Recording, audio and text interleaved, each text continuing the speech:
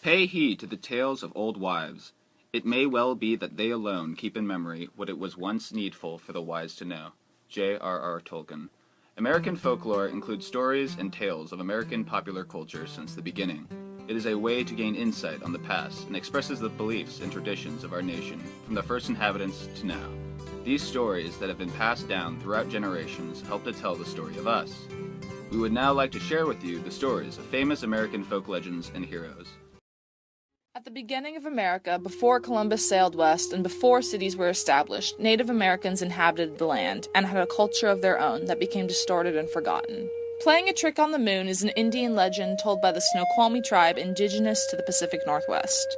In this story, Moon is chief of the heavens, and he connects a line to Earth. Fox and Blue Jay find it and climb up the line. Fox changes into a beaver, but gets caught in a trap set by Moon. Moon skins him and puts him in the smokehouse, but when he falls asleep, Beaver puts his skin back on and escapes.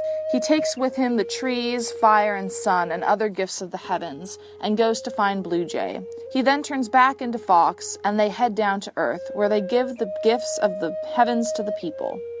Moon wakes up and is angry that the gifts are gone, and he follows down the rope, but under the weight of Moon it breaks, and he falls to Earth and is transformed into a mountain. This formed Mount Si, where the face of the moon can still be seen overlooking the peaks of the mountain. This Native American folklore would be classified as a creation story of sorts, yet it is not a story we are familiar with. Native Americans form a significant part of America's history. This myth or tale embodies a collective experience of many. It is just unknown or different. The history of America puts its stamp on tales like this. This piece of folklore demonstrates events that have been mythically transformed. But most importantly, it acts as a lens through which we see the beliefs, social order, and daily life of those in past America.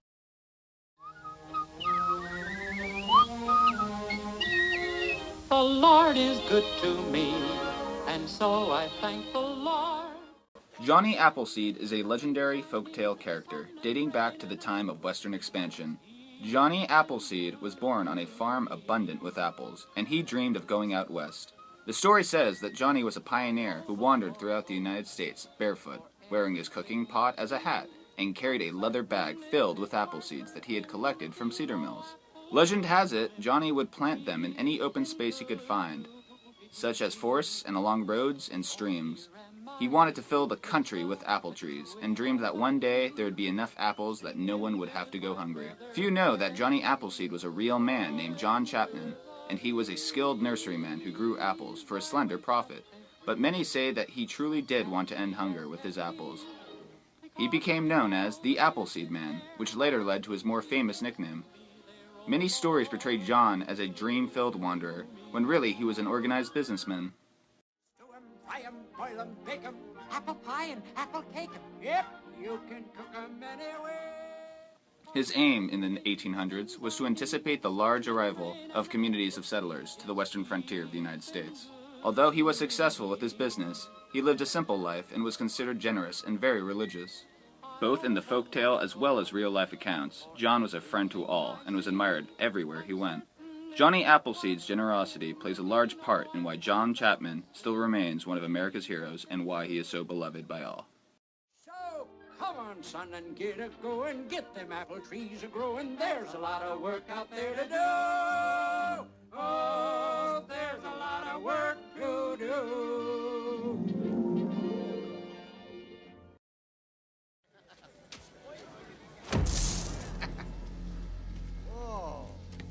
My name's John Henry.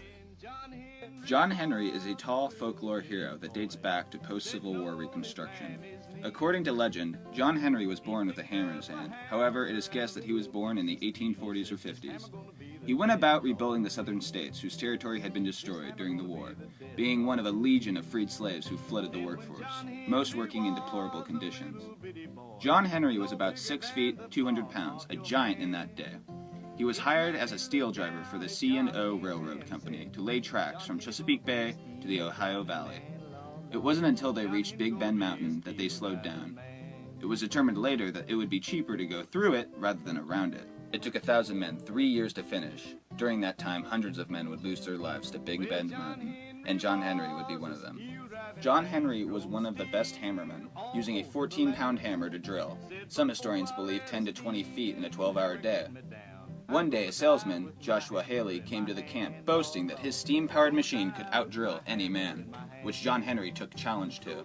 A race was set, man versus the machine, in which John Henry won, driving 14 feet to the machine's 9, after which he shortly died, either from exhaustion or a stroke.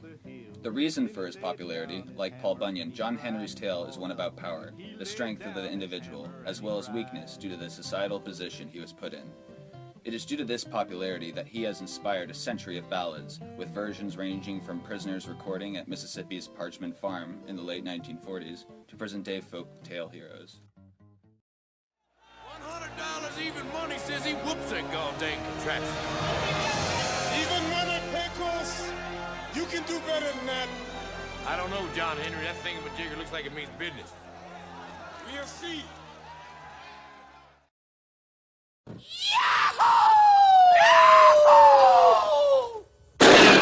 Whoa! Pecos Bill was quite a cowboy down in Texas, and the Western Superman.